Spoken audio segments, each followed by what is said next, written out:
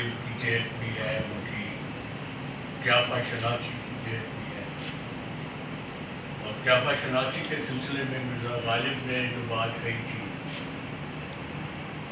کہ 70 برس کا ہو گیا ہوں، خدا کی قسم کھا کے کہتا ہوں 70,000 آدمی نظر سے گزرے ہوں گے، میں آدمی نہیں ہوں، مردم شناس. واہ واہ. تو یہ جو مردم شناسی ہے یہ شکور صاحب کے حصے میں بھی آئی ہے. اور یہ تصویر کی آنکھیں بھی پڑھ لیتے ہیں، تصویر کو بھی پڑھ لیتے ہیں، اور سامنے جو انسان آ جائے اسے بھی پڑھ لیتے ہیں.